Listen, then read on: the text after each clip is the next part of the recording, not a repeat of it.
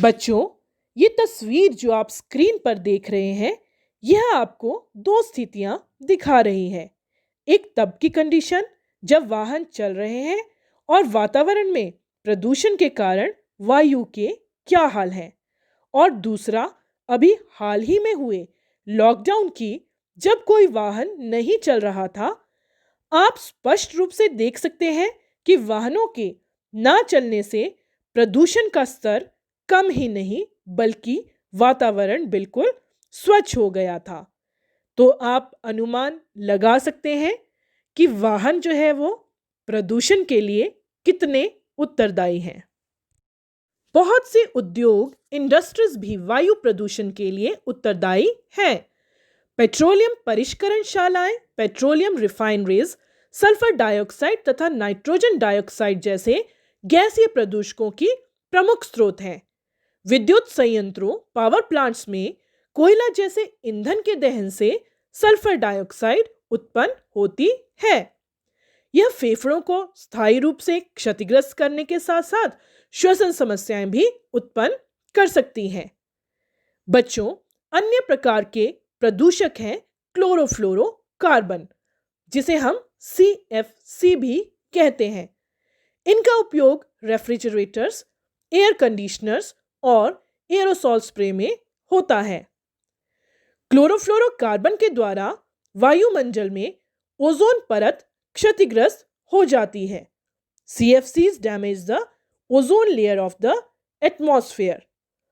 क्या आप जानते हैं कि ओजोन परत का क्या काम है? ओजोन परत पृथ्वी की सुरक्षा परत है। ओजोन परत सूर्य से आने वाली हानिकारक पराबैंगनी किरणों यानी कि अल्ट्रावायलेट रेज से हमें बचाती है। बच्चों, क्या आपने ओजोन होल यानी कि ओजोन छिद्र के बारे में सुना है? अभी हाल ही में यह बहुत चर्चा में था जब वैज्ञानिकों ने दावा किया कि आर्कटिक ओजोन परत में बना ओजोन छिद्र बंद हो गया है। ये ओजोन होल आखिर है क्या? पिछले कुछ दशकों से मानव निर्मित रसायनों से वायुमंडल में मौजूद ओजोन की मात्रा पर असर पड़ा है। इसका सबसे स्पष्ट प्रभाव अंटार्कटिका पर देखा गया था। अंटार्कटिका में ओजोन के इस रासायनिक विनाश को ओजोन होल कहा जाता है। बच्चों, ओजोन होल कोई सचमुच का छिद्र नहीं होता, बल्कि यह समताप मंडल यानी कि स्ट्रेटोस्फेयर का वह हिस्सा होता है जहां ओजोन की सांद्रता यानी कि कंसंट्रेशन बहुत कम होती है। हानिकारक रसायन समताप मंडल यानी कि स्ट्रेटोस्फेयर में ओजोन की मात्रा को प्रभावित करते हैं और ओजोन क्षरण के लिए जिम्मेदार मानव निर्मित रसायनों में क्लोरोफ्लोरोकार्बन प्रमुख हैं। बच्चों, क्या आप जानते हैं कि इस ओजोन परत के क्षतिग्रस्त होने के क्या-क्या हानिकारक दुष्प्रभाव हैं? इनके दुष्प्रभाव यूवी विकिरणें यानी कि अल्ट्रावायलेट जो रेज हैं, वो त्वचा कैंसर और आंखों के रोगों को फैला रही हैं। ये किरणें मानव शरीर में प्रतिरक्षी तंत्र यानी कि इम्यून सिस्टम को प्रभावित करती हैं। पर्यावरणीय दुर्घटनाएं जैसे कि बाढ़, खाद्य पदार्थों में कमी के लिए भी यह उत्तरदायी है। इसलिए अब CFC के स्थान पर कम हानिकारक रसायनों का प्रयोग होने लगा है। इन गैसों के अतिरिक्त डीजल तथा पेट्रोल के दहन से चलने वाले स्वचालित वाहनों द्वारा अत्यंत छोटे कण भी उत्पन्न होते हैं जो अत्यधिक समय तक वायु में निलंबित रहते हैं।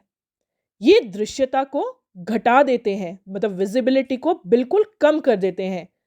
सांस लेने पर यह शरीर के भीतर पहुंचकर रोग उत्पन्न करते हैं।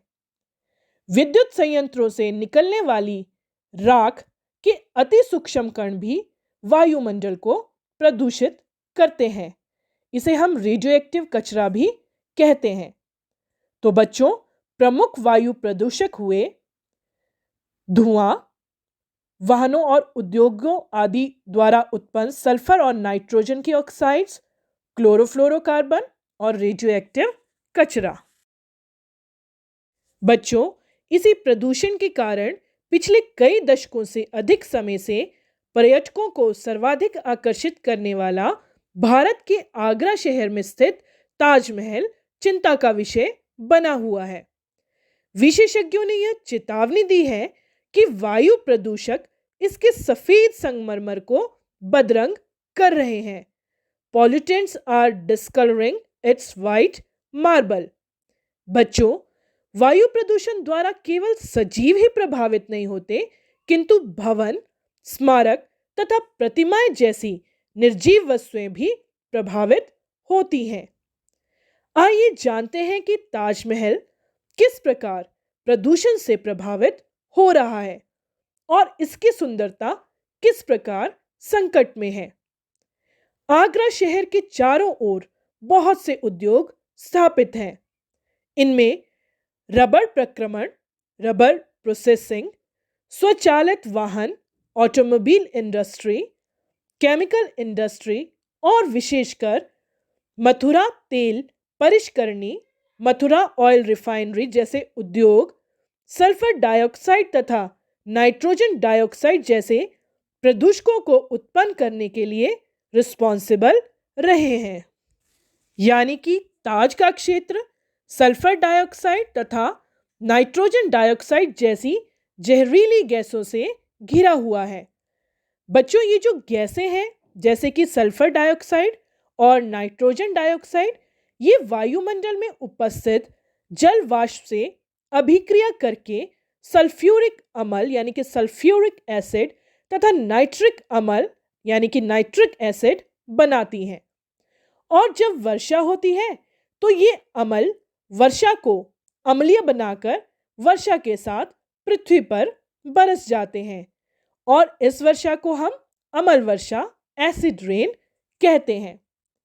अम्ल वर्षा स्मारक पर गिरती है और संगमरमर का संक्षारण यानी कि कोरोजन होता है। इस परिघटना को हम संगमरमर का कैंसर भी कहते हैं। This phenomenon is also called marble cancer. Mathura oil refinery से उत्सर्जित काजल कण, जिन्हें हम सूट पार्टिकल्स कहते हैं, जैसे निलंबित कणों का संगमरमर को पीला करने में बहुत योगदान है।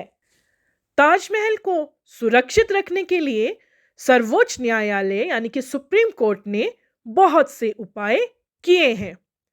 सुप्रीम कोर्ट ने उद्योगों को सीएनजी संपीड़ित प्राकृतिक गैस, जिसे हम कंप्रेस्ड नेचुरल गैस कहते हैं, तथा एलपीजी द्रवित पेट्रोलियम गैस यानी कि लिक्विफाइड पेट्रोलियम गैस जैसे स्वच्छ ईंधनों का उपयोग करने के आदेश दिए हैं। इसके अतिरिक्त ताज के क्षेत्र में मोटर वाहनों को सीसा रहित पेट्रोल, जिसे हम अनलेडेड पेट्रोल कहते हैं, उसका उपयोग करने के आदेश हैं। बच्चों, ये अम्ल वर्षा इमारतों, भवनों के लिए तो हानिकारक है ही, लेकिन यह खेतों की मिट्टी तथा पौधों को भी बहुत प्रभावित करती हैं। तो बच्चों, आपने जाना कि किस प्रकार ये प्रदूषक हमारे लिए हानिकारक है। ये सजीवों तथा निर्जीवों दोनों को ही प्रत्यक्ष या अप्रत्यक्ष रूप से नुकसान पहुंचाते हैं। बच्चों, आपने पौधा घर प्रभाव और विश्व उष्णन जैसे शब्दों को भी जरूर सुना होगा। विश्व उष्णन किस प्रकार हमारे लिए एक गंभीर संकट है और पौधा घर प्रभाव क्या होता है, इसके बारे में हम अगले वीडियो में जानकारी हासिल करेंगे।